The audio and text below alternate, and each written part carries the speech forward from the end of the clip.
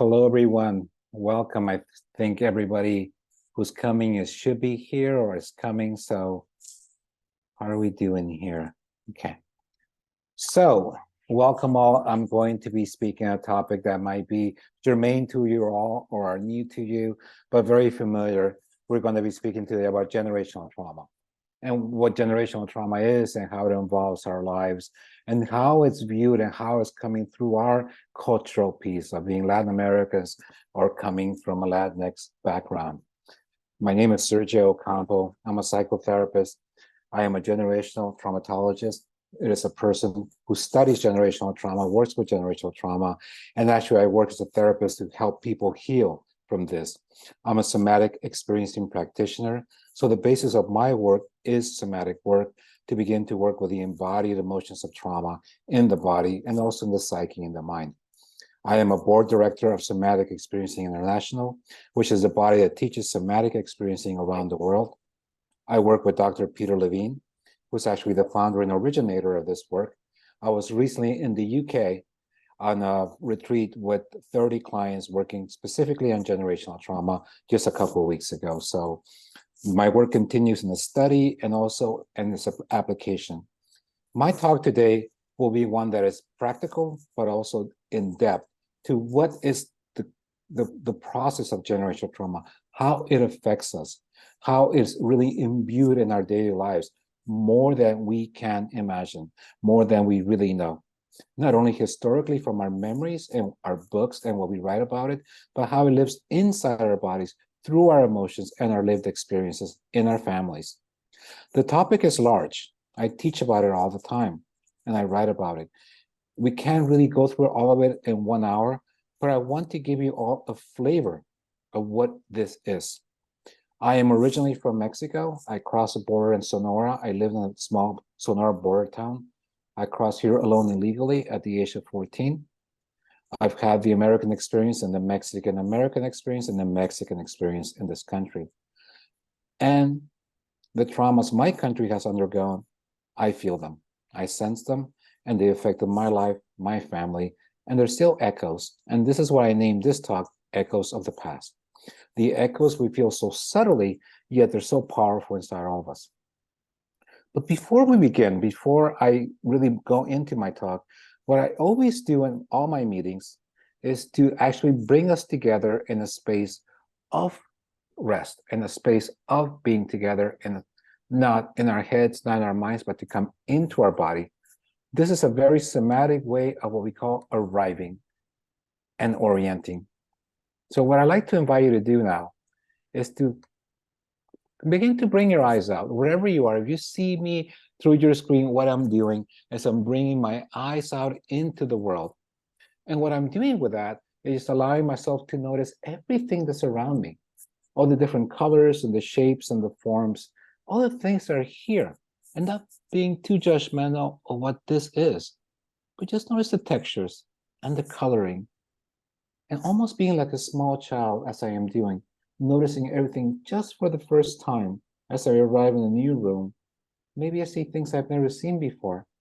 Allowing your neck to be a slave to your eyes, it's following your eyes as it roams. And imagine your eyes are almost like magnets, bringing the whole experience into you. And as you do that, as you notice that, notice also the experience of your body. Notice the weight of your body, how it arrives through your spine and your neck and moves gently, slowly down into your sacrum, and how it connects there to your pelvis, your sit bones that so generously carry all the weight of your body as you sit for the most part. And notice how that weight climbs to your spine and moves then through your legs, through your large muscles, all your quadriceps and hamstrings, into your knees, into your calves and shins, and moving towards your feet. Feel your feet.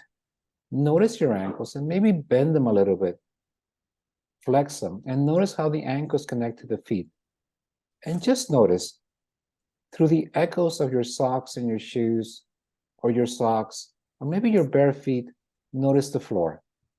And notice how this floor is your ground, because wherever you are, wherever you're sitting, this building is connected to a foundation. that in turn sits on the earth from which emanates gravity. Feel gravity. Feel the weight of your body. Notice how your chair cups you, or how your bed, or how this wall, how this floor receives the weight of your body. And lastly, just notice the sounds in your space. Notice perhaps the sounds of cars going by, the tenor of my voice or your computer or phone audio, or other sounds you might hear in your surroundings, maybe children or people's voices, rustling of leaves, a plane going by. Just notice the different sounds and how they arrive. And if you hear no other sounds except my voice, notice perhaps the touch of your heart moving through your eardrum to your tympanus as blood flows in and out of your brain. And just take a moment. Notice not only the sounds and the sights you see, but the weight of your body. Just notice, am I sitting down? Am I really having my chair support me, the floor support me? Or am I bracing a little bit off my chair, off the ground? Or am I really arriving? Whichever the answer is, just notice. Just give yourself just 1 minute of being with the messages your body's sending you. In this moment, as we begin this experience of talking about the ancestors inside us, and just take a moment, as I do now, just to contemplate that. Just for a moment of silence. I just noticed the breath. How is it arriving? Is it more? Is it less? Is it different than it was before? Mm-hmm. Mm-hmm. Yeah. Mm-hmm. Oh, so thank you for that. You just allow yourself to come back for a moment as I begin. What is generational trauma? Or what is generational inheritance? You know, scientifically, it's always been viewed as something that's passed on in the genes, that the genes themselves give us an experience of our life from the past, that we not only inherit how we look, how we move around the world through the genes of our bodies, but also the whole experience of what happened to us before we were born and generationally. So science has really been very good about determining some of the adaptations that humans have and all mammals and all animals have to current environments through the field of epigenetics. What is epigenetics? Is the in moment, in time, current time encoding of genes to adapt to a certain environment. For example, if we are born into a very warm environment, our genes are going to begin to modify to pattern our body's structure and our body's way of metabolism to adapt to hotter weather, to be leaner, to actually sweat in different ways, to regulate temperature better. And this is an adaptation we can pass on to our children so that they be better adapted to an environment. It has been shown that even the structure of the cranium within one generation shifts after moving to a certain place in the world, the tropics, a different part of the country. It's really fascinating how the body's so reactive in positive ways to adapt, because this is what we do. But the interesting thing about genes, if you see what the large black hole is in genetic theory studying genes, is that genes carry the information on how to make the proteins.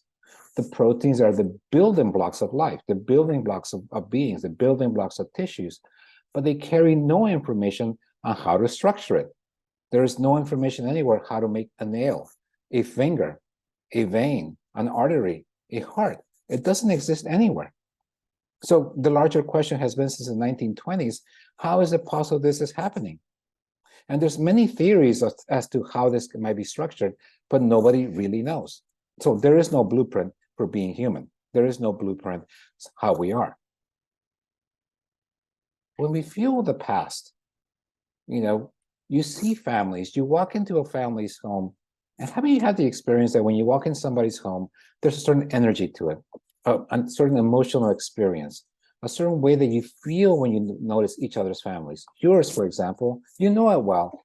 But when people come to your family to be in your home, they feel it. They have this experience.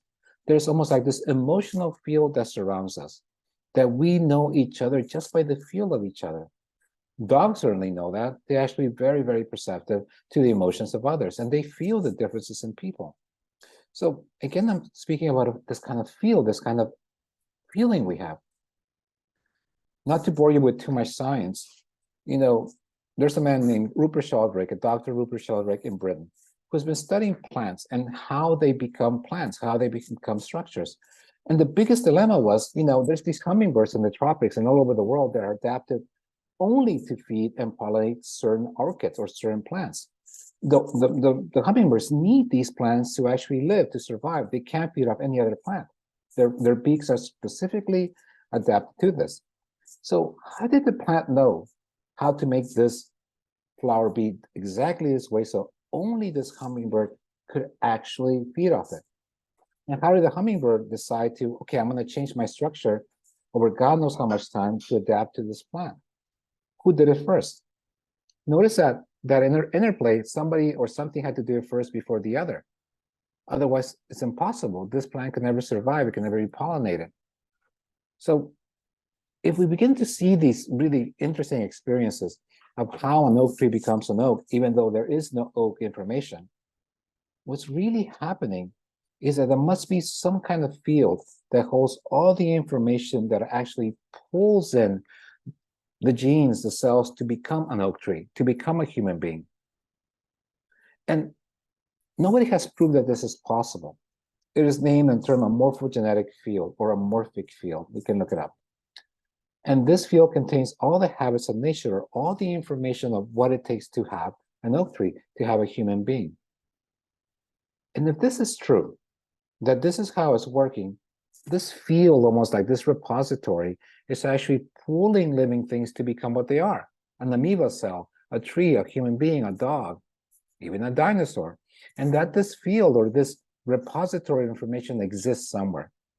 So I'm not asking you to believe this, that there's some kind of field out there that's pulling you to become what you are, but it's a good way to understand how life is patterned, but also how generational trauma might be working. Away from genetics, away from all this. Okay. So this is the boring part of the science of it. So I'm going to go to the next piece.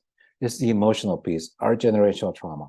So I'm going to show you a slide, and I'm not a very big fan of slides, so I'll just go quickly through this and show you some stuff that I have here for you. Okay.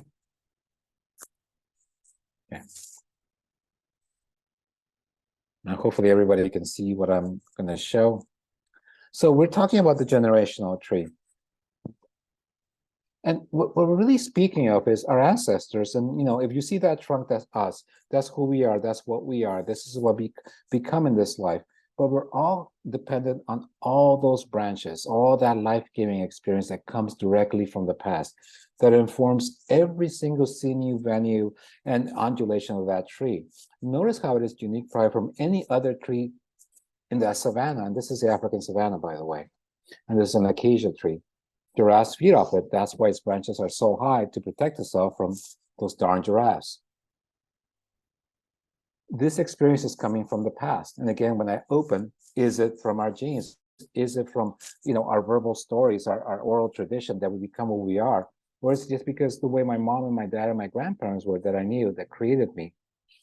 Actually, it's deeper than that. It's coming more from the past. And I'll talk about Mexico specifically in a moment. How is this being transmitted? So if you look at this little image here, you see, droplets have been dropped in the pool. And you see all these little wavelets that are moving everywhere, interacting with each other. Right? And if we think about this, these waves as information going outwards, if we think of all the things that happened in the past, like these very subtle energies or waves or experiences that are coming from the past, and that they interact with us and interact with our families, interact with people. So those two big droplets in the middle can be our great-grandparents or our grandparents moving forward and hitting, your parents, and further down, you. It's almost like these waves of stuff that's coming through.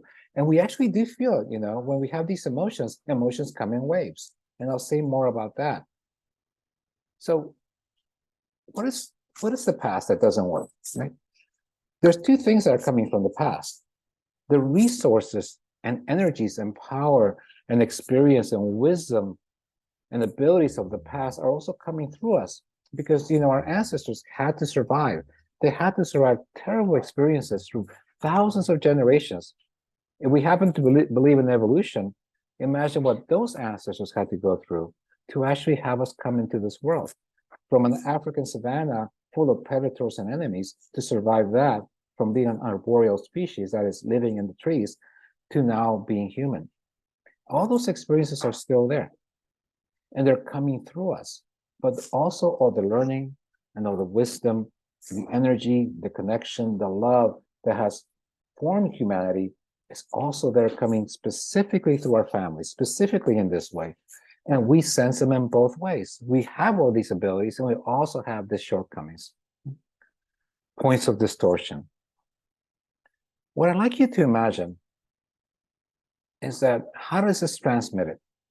So this is Peter Levine came out with this, this way of explaining it. Peter Levine is the founder of somatic experiencing. He is the author of Waking the Tiger. And, there's several books that he's written. You can, or a lot of YouTube videos, you can log on and see how he works with trauma and his points of view on what humanity and being human is, and also healing. Imagine I have a ruler, if you're seeing me visually, if we have a ruler, and on that ruler, I put 5 little stones, and I walk those little stones on this ruler over to a pond, the edge of a pond or a pool. And so I'm holding these, and I put them over the pond, and what if I drop them simultaneously down? And you have 5 little stones traveling down, and ploop, they hit the water. And just look at this image. And it'll create ripples, just like this big ripple. And what those ripples do is they'll go forward into the pond. And what you'll begin to notice is some of these ripples stick together, right? Instead of moving forward and over each other, they stick together. And imagine they're going through the pool. At the end of the pool, they hit the other bank and they bounce back, and still those ripples are together, right? So what are those ripples? What do I mean by that? Those are collisions. Those are points that didn't work. Those are wars or deaths or tragedies or just things that happen in the family that are overwhelming and traumatic. And those things get stuck. That experience gets stuck and travels through time. And wherever it goes, it's still there. It's still there. And we call those ego points or points of distortion. And they're being brought through time from our ancestors into us. So we're feeling parts of that. My father was much older when he had me. He experienced the Mexican Revolution. And he would tell me stories, and he was only 6 or 7 years old. My father became a surgeon. He studied in Paris. He got a scholarship from Mexico to travel to Paris and study 11 years medicine. And what his big, huge motivating force to become a doctor was one day he was sitting in the front room of his home in Jalisco, in one of the small towns there.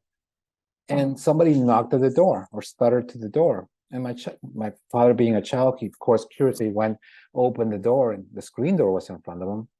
And he saw a soldier, right? So, the Mexican Revolution was the revolutionaries and the government. And the government troops wore uniforms. So there must have been a gunfight there. And this soldier appeared before the door. And my father said, he was holding his intestines in his hand. He had obviously been gashed, and he was seeking refuge. And as he was there, he collapsed, apparently died. My father ran to get my grandmother, and of course, my grandmother gasped when she saw that. Then afterward, my father would say, I would always ask my mom, what tools can I have? What tools can I use so that next time that happens, I can save someone like him? That was a wound for him in that experience from the Mexican Revolution. The Mexican Revolution changed my father, and he became a very successful medical doctor and very respected. But also things happened in our family that were difficult because of this trauma my father experienced. And I experienced that in him, through him in my growing up, but also within myself. Also on my mother's side, my grandmother actually used to run guns through the Sierra of Jalisco on the opposite side of the revolutionaries. And she had close encounters with death. Mexican earthquakes that almost killed so many people in Colima, Mexico, back in 1900. I don't even know what date it is. Those traumatic experiences, I felt them. How did I feel them? Through great anxiety and fear of uncertainty. There's just a certain sense that I had as a child of not being quite well balanced, safe. And that sense of safety was not coming from my family. It was coming from way, way, way in the distance, even before my grandparents. So I can say more of that history. But how do I know that? Because I saw my mother and I saw my father and I said, like, how can it be possible? Why do I feel this way? Why do I feel so disconnected? It's only much later, when I began to do my somatic work with somatic experiencing and healing, that I really began to come down and move towards noticing, this is the experience of the past, a distant past. You know, when I was growing up in Sonora on the border, it was a very small town. There was only, I think, maybe 8 blocks paved. It was all sand. What was funny about that is when tourists, Americans used to come down to Mexico, they always get stuck in the sand. Because you see, if you drive up and down the streets, you'll see what they call a carril, which is like this mound of sand in the middle and 2 tracks. So you had to keep your car there. And if you didn't, if you veered off one side or the other, your car could get stuck and you can never get it out. So we're always helping people get off. You know, in my area, there was a lot of sand. We always be pushing people out of those areas because there was many Mexican immigrants coming to Sonora. I had no idea what it was like to deal with the sun and the heat and, you know, this experience of being in the desert. It was a quiet town. We all knew each other, what we like to call very Sonora, muy sonorense, which means friendly people, open people, available. It was a very friendly place. Go there now. It's a completely different experience. The violence and the intensity of the cruelty of what's happening in Mexico through the cartels, people smuggling, everything that's going on there is such a huge contrast for where I grew up. But I noticed that when I was in school, how aggressive we were as children, how forward we were, how much aggression we carry inside, even though in our families it wasn't happening really. And it always makes me wonder. And now that I see, you know, look at this in my past, well, look at the Mexican Revolution.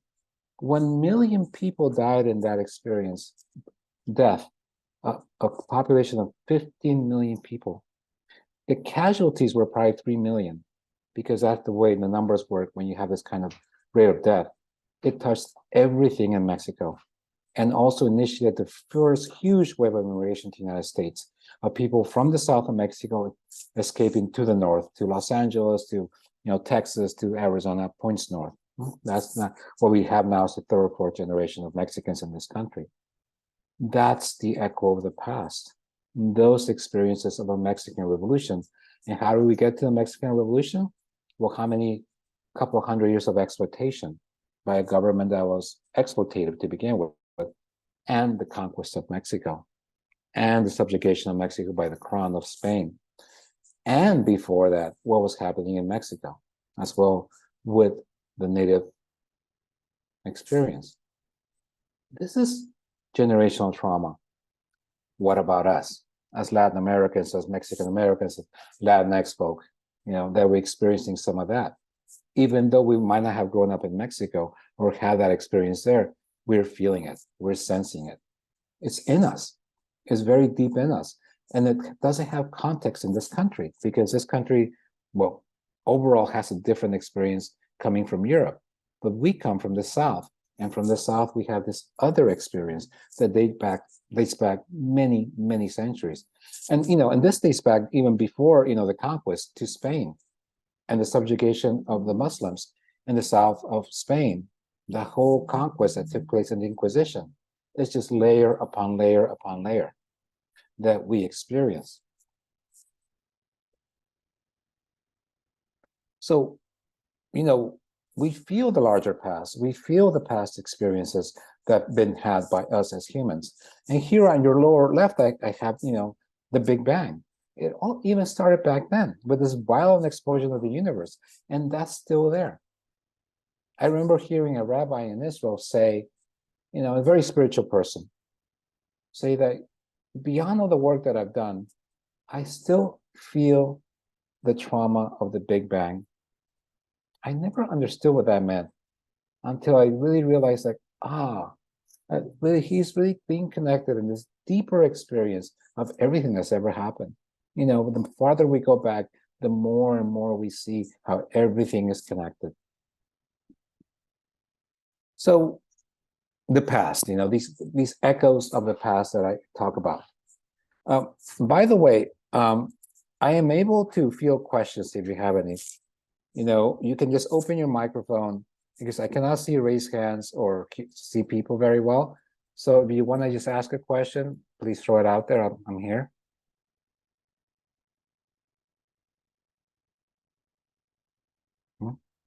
Okay. I'll go on. So what comes from the past? What is this field thing I'm talking about? Again, I'm not asking you to even believe that it's such a thing, but use it as a way to understand how this might be transmitted, how this might be working beyond your genes and beyond your felt experience in this world with your family. What this experience brings from the past is energy and information. So what is that? Energy and information. How does a human feel that? Energy and information. Well, information can be a sudden knowing, a sudden remembering of feeling like my grandmother. Yeah, she went through the same stuff that my mom went through. And maybe my grandmother. I hear people say in therapy all the time, I can sense it. It's on my mother's side. And it's beyond my grandmother. I can almost feel in my great-grandmother, this thing that I have now, this experience I have. By the way, I work with generational trauma in session a lot. What I've noticed as I work with trauma, as people become more well-regulated, as people come back to themselves, come back into flow, frequently what I found is that there's always this nagging little thing there that people feel like there's something missing, something not quite working. There's something that's still unaddressed, and I just don't have any words for it. I have no idea what it is. A little bit of anxiety, depression, trepidation, a lack of self-esteem that's still there. Inevitably, what I've noticed when I started bringing my awareness to that and working somatically with that generational piece, that people really went through that very quickly and really came to themselves more, to have a larger acceptance of themselves and the past. You see, when we heal those wounds, it's not personal anymore. You know why? Because we typically blame our mom and dad, right? Or our immediate family, a brother or sister, what have you. But when we started noticing that, so what happened to my mom? Why is she this way with me? Why is my dad this way? And then you go back. So what happened to my granddad? Why did he treat my dad this way? And then if you go back, what was going on with my grandmother, great-grandmother, and grandfather that he treated my grandfather this way? And you see them go back and back. It's not personal. What if it's originated somebody that, 100 years from now, who was maybe victimized by the Revolutionary War of Mexico? What if that's to blame? It's not so personal anymore. It's something that happened to us as a family. And that's the thing with generational trauma, is that something that happened to us as a humanity, as a family. It's not personal. Our ancestors actually did the best they could with what was given them, as we all did. We're always just trying to be okay. So that information, that experience of like, oh, I know what it is coming from the past. But energy is something different. So in this context for humans, what I mean by energy, these wavy things that, we talk about in yoga, no. The past comes in the form of emotions. Energy in the body is felt as emotions. This bodily experience of emotions that involves what some of you might have heard named the fight, flight, and freeze system. That's where emotions are kept, are formed, are expressed. It affects this nervous system. So we might feel a great sadness, for example, or a great sense of loneliness. People have said to me, I always felt so lonely. I always felt so alone, even though everybody was around and people did love me. Or I always have this disquiet, and yet I always have to be going places. I always have to be doing things. And this is like the energy, the emotional experience is so deep and so slow. The way I like to explain it is imagine swells. So big waves that come to the coast are created by swells, and storms create these big ups and downs in the ocean surface. You know, you see boats rocking up and down. Those are swells, they're not waves, they're swells, and the swells move through the ocean towards a certain, different directions from an epicenter, and crashes onto a beach. It hits the rocks or hits the shore, and it creates a big wave. So imagine that this, emotional experience works the same way. That from the past, you feel these swells, right? And you notice, like, hey, the boat is rising up and down. I can sense it. And people are telling you, no, it's not rising. We're all rising up and down in this family. No, I'm feeling it. I feel the sadness. No, you're wrong. What? That shouldn't be there. That's this big energy that's coming from the past, that when it does break on the coast can be very violent. It can be huge waves, but you wouldn't notice it if you were at sea. You would just notice this boom, boom, up. After a while, you get used to it.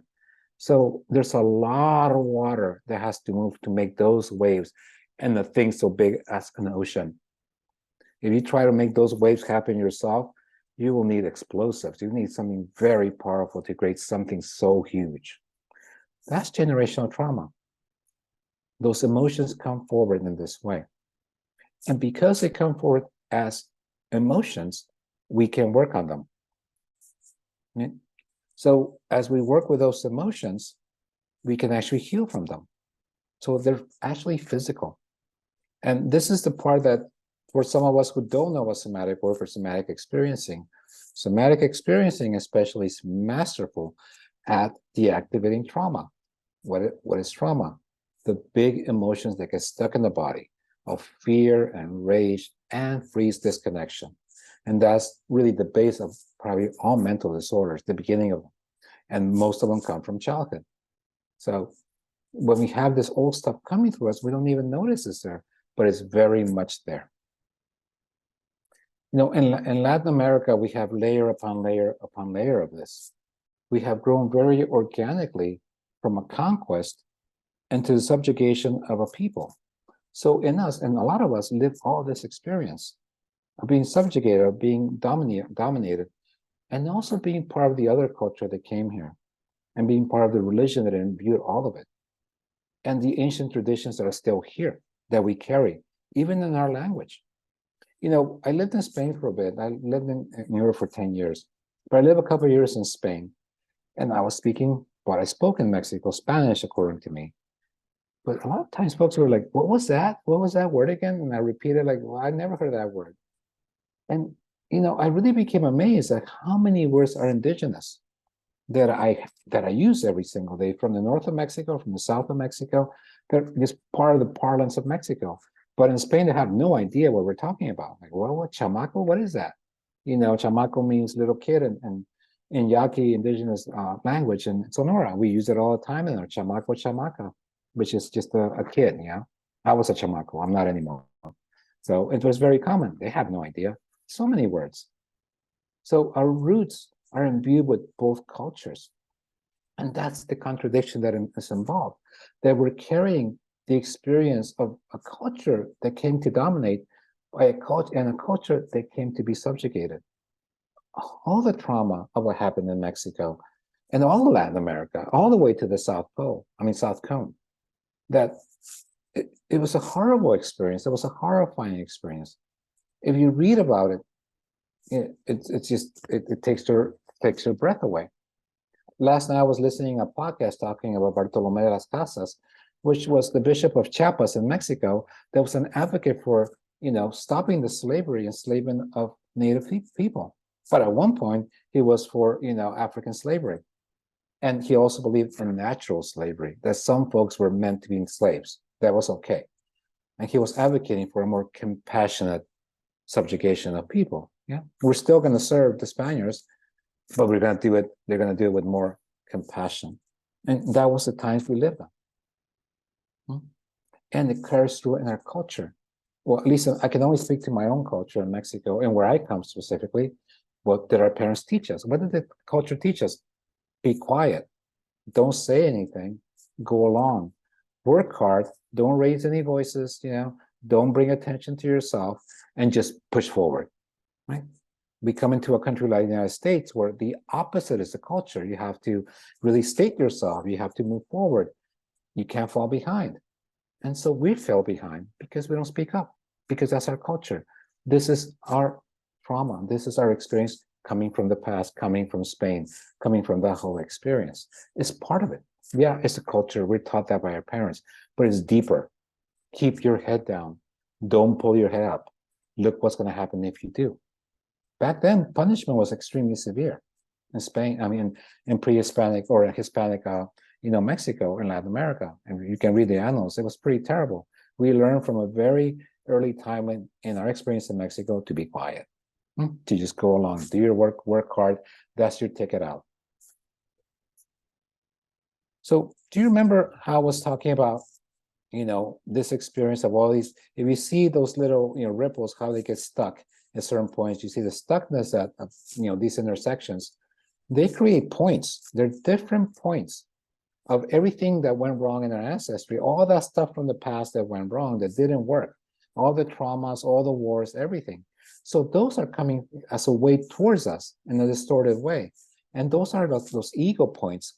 And they assemble together in this way, where there's all these menagerie of stuff that happen. If you can imagine those points to your left, they're all stuff that happens through time. But over time, they become very well ordered. And when you look at your far right, they're a pattern, the pattern of my family. In my family, it's a lot of divorces. In my family, we have a lot of children. In my family, we tend to, have a lot of lawyers, a lot of musicians, a lot of this and a lot of that. When all those things come together and they make sense, they're a pattern. What's my pattern? What's your pattern? We all have our patterns of behavior, what we tend to do. I tend to disconnect, or I tend to be more vocal, or I tend to just fade away, or I tend to be irritated. A lot of that stuff are expressions from very, very distant past. And they inform, they augment what happens to us in this life. And there's another piece to this, and a very important piece. And this is very pertinent to what I'm showing here. So you see these patterns are coming from the past, and they tend to be here for us, and we experience them. Is that trauma that comes from the past in those distortion points, or that way, tends to reenact itself in each life. That the same pattern tends to be reenacted, the same traumas. Children tend to make the same mistakes or have the same life as their parents. Survey says children will not have more success financially than their parents will, or be as happier than their parents will. They will tend to have the same diseases, the same failings as their parents did, and they tend to go no further than their parents ever did, unless we do our self-work. Because what this is saying to us is that pattern unhealed creates this experience, right? Well, when we heal, it's different.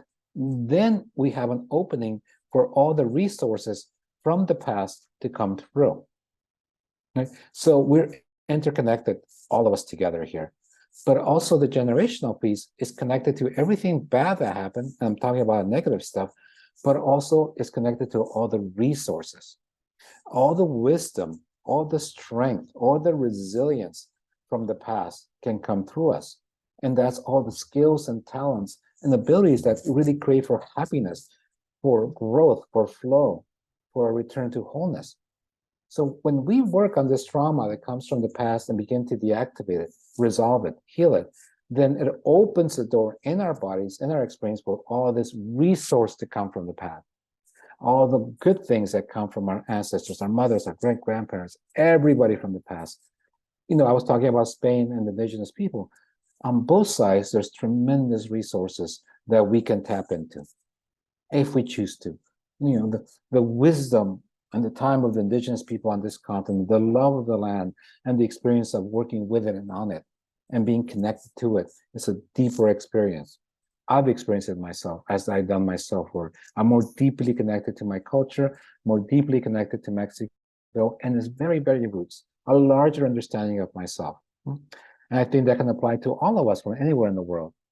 But, our experience in Latin America, as I said, is very complex. You go to Spain, we're Spanish. This is our culture. This is who we are. We've been here for a few thousand years. It's kind of, we have this experience together. This has been our country for a long time. For us, like, what is our country? Right? United States? Yes, of course it is. I'm from here now. Is it Mexico? Is it the Mexico before it was named Mexico? Yeah, it was different for different areas, or before the Aztecs came into the land of the center of Mexico, and there was different cultures that were there. So it's complex for us. There's been a lot of movement in the American continent, a lot of immigration. So this is how we find ourselves displaced or feeling displaced. And what I want to say in this talk is that through our healing, through our personal healing of this generational piece, we can begin to arrive more into what we are and who we are is this very rich people internally of all these experiences, because all that trauma, all that experience that's negative creates resilience. We create a tremendous power, energy to be able to be with difficult situations. And imagine when you have that container, that strength, that capacity, and then invite in all the positive, how powerful we become, how happy we become, how more ourselves will become. So, people frequently say, as I introduce myself as a generational traumatologist, that sounds really negative, but really what I work with life energy. I work with folks to help them displace this trauma experience, to replace it with life energy, to replace it with aliveness, with wholeness, with happiness, with wellness. And that's different, because that's what's preventing us from having this full experience. And here, let me check my time. So I'm coming back to the view so I can see you better. Are there any questions or comments that anybody would like to make? Because, I always like to make my experiences here fully interactive.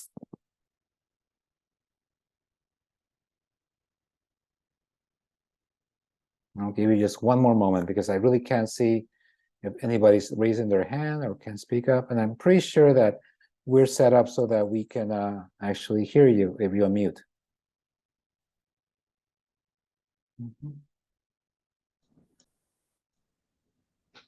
It's a very interesting and important subject in our communities. I really appreciate your presentation. You're welcome. You're very welcome. So, anyone else? I was just a little interested because you said that you work on changing that energy. How do you do that? Well, somatic experiencing, if you look it up, it's a trauma. It's trauma therapy, right? That works with the nervous system in the body. So the nervous system in the body are several. There's the brain, there's a cognitive system, and there's also what is called the autonomic nervous system. The autonomic nervous system is what is the fight, flight, and freeze system. That's your emergency system when something really bad's happening. Either you're being attacked, you have to run away from a tiger, you have to fight back something. Those are where the emotions are formed and are stored. When you feel a lot of fear, that's where it's at. When you feel a lot of anxiety, that's the system that's on. It's not the brain. The brain is feeling the experience of this autonomic nervous system in the body that you feel through constriction. Notice that when you're upset, your stomach might hurt. You feel really tight. Your throat might close up when you're sad and you want to cry. It's a very bodily experience. So somatic work is about working with this particular nervous system in ways to deactivate it, to actually bring, if you see my hands, how they are in this position. Human beings, if you see this high level here is when we have panic attacks, when we're really, really charged. And down here is when we're asleep, when we're not present, or maybe we're not here anymore. Our nervous system is meant to cycle right in this level right here. Imagine this is the heartbeat. Maximum for some people is 220 when you're a little kid, 200 when you're a little bit older, 0 when you're not alive. your heartbeat should be around 68, 69, 70 at rest. But imagine that in trauma, what happens is that when we have an overwhelming event, we move way up here in charge, really active, we're really afraid. But what happens in trauma is that we're never able to come down again. We just get stuck up here. So imagine we have a bad day, we go here to this level very close. What does that have to do with your question? How do we heal it? Is that if your nervous system is feeling this experience from the past, your nervous system by definition is going to be higher than it should. And whatever, if something happened to you and your system is here, generational trauma is going to move you just a little bit higher. And also is going to inform what happened to you in this life. So if something happened bad to me, you're going to interpret it through the lens of this generational piece.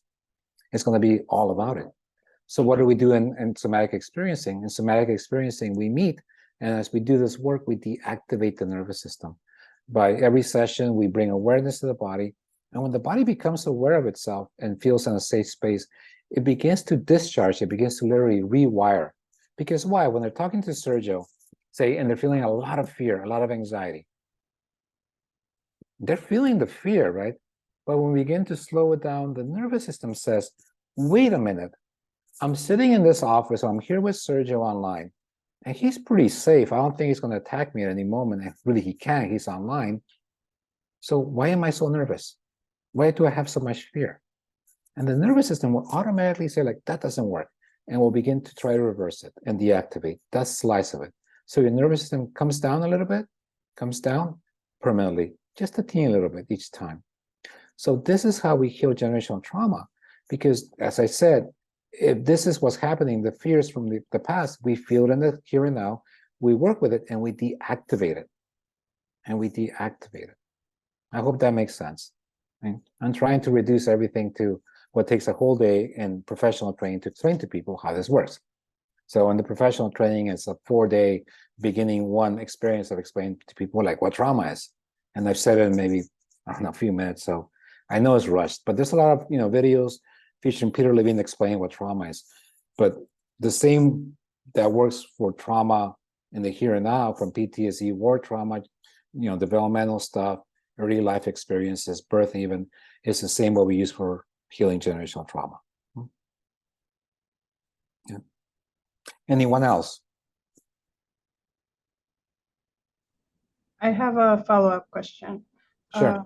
So for some of the somatic work or somatic interventions, what are some of the practices that you use?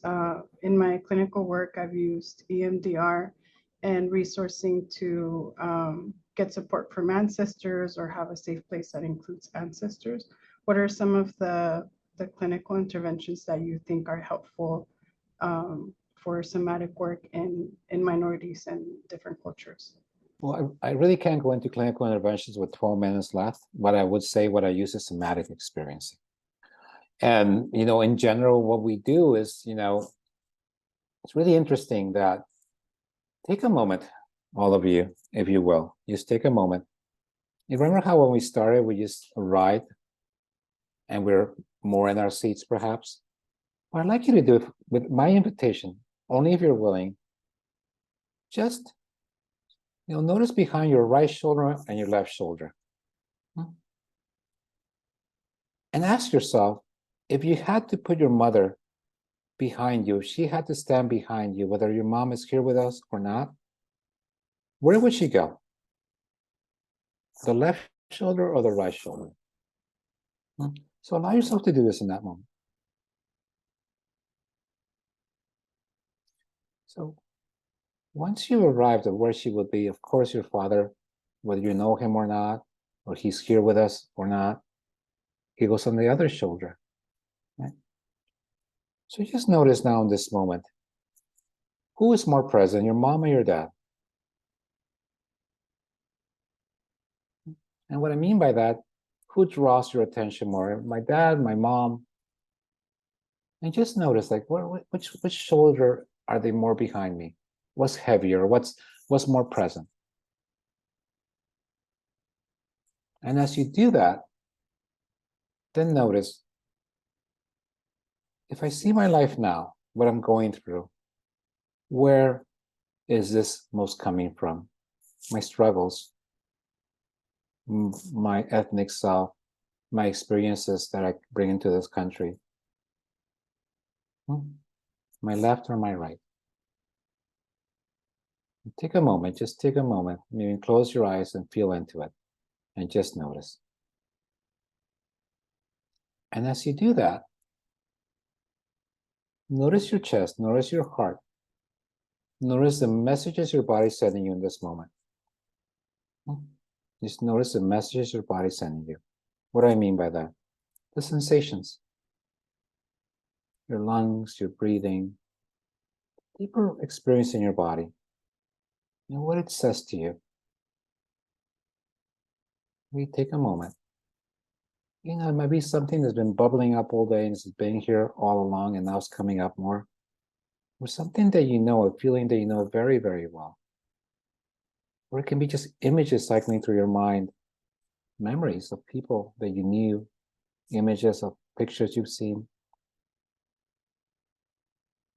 And just notice, just be curious of what arrives as you bring your awareness to your parents, but also to the past behind them. What's behind them way in the past. And just notice those small little messages if you can feel them. So for those of you who have a feeling, who have a sense there, that's the experience we're working with. That's the experience. Remember those big swells across the ocean coming through? That feeling, that physical experience, you know, it might have no meaning, no sense at all, but notice that. That's the undercurrent, the undertow of our lives. If I go back to my father's experiences, and even as I remember them, I feel them in my body. And I feel them in my body more than stories, you know? I've heard stories like this from other people. And, you know, I've heard some pretty intense experiences in my life and seen them myself. But this experience really affects me. It goes to my core. Yeah, he's my dad. But then I know stories of my great-grandparents, and I feel those stories too. I feel them. I don't think them. I feel them. They come through me, and I know how they've informed my life, my experience. So to answer that question about what interventions we use, this is one of them. And then we use all the tools of somatic experiencing to work with this. Like I said, they're echoes, but they're pretty, you know, strong.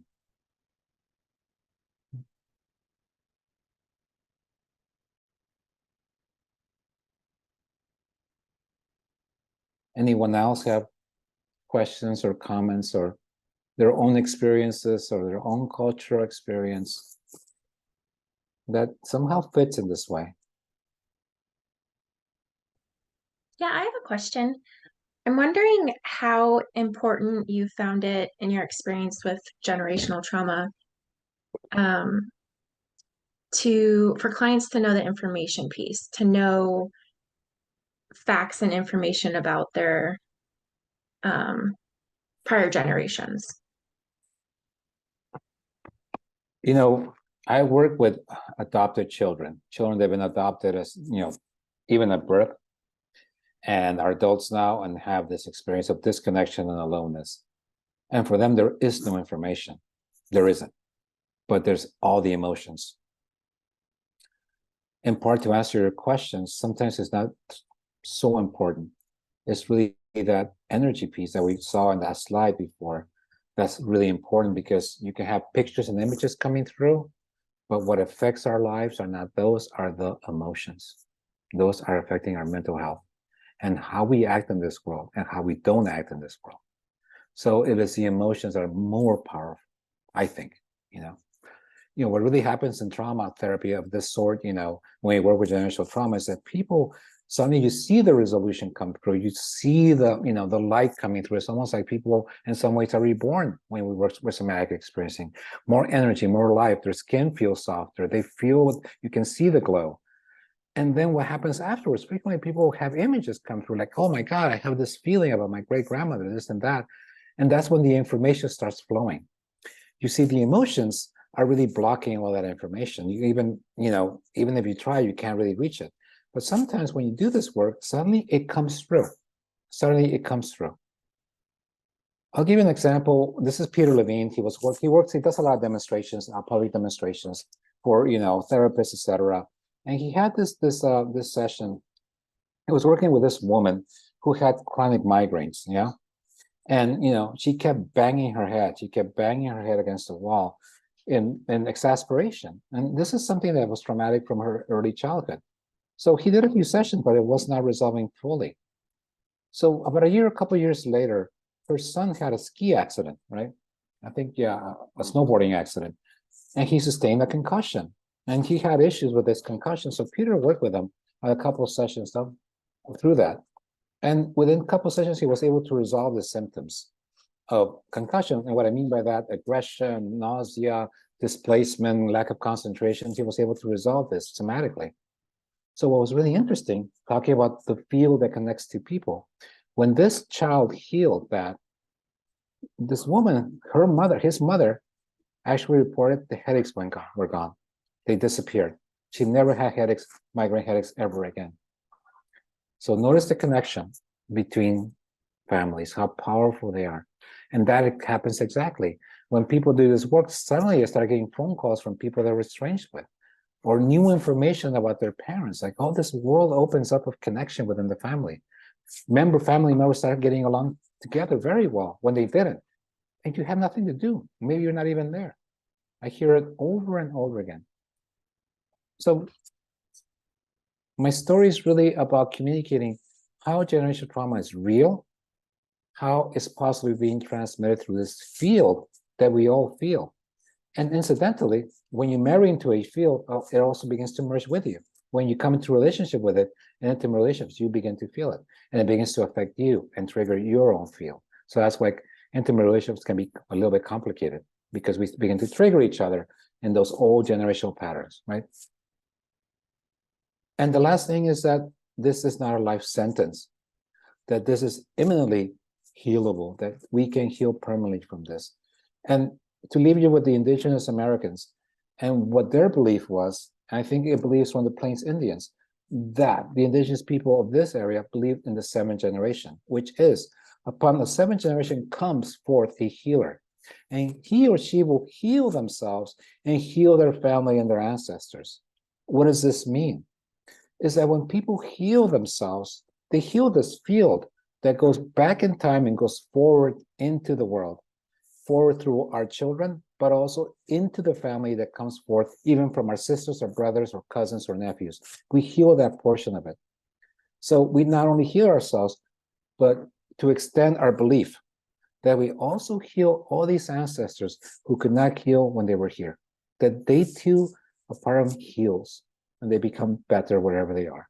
So this is the message from my work that I want to communicate to you all, and how it's so much needed in our community, it's so much needed in this country, it's so much needed in our countries of origin, that these wounds from the past, the wounds from conquest, from war, are still very much present there and here. We share them with folks that live still out there who are, our families and our related people. And, I want to express my gratitude for having the chance to really address my community and a work that I do almost every day. And I hope that you walk away with, a different experience of what this trauma is, what generational trauma is, and also the wonderful resources that come from the past and can help us heal further. So those things from those resources, that strength I was talking about, can also help you heal whatever you're going through, that your ancestors can also pass on that strength, that capacity, that wisdom, that experience. And I see we are at time, so I will bid my goodbyes to all of you. Thank you so much for being here, for your attention for this 1 hour. And my name is again Sergio Ocampo. You can find me online. I will be hosting a retreat with Peter Levine in Imiola, Costa Rica, on generational trauma, developmental trauma. Rather, I won't be hosting it, he will. I will just be there teaching some parts of it. So thank you so much. I hope you have a wonderful afternoon.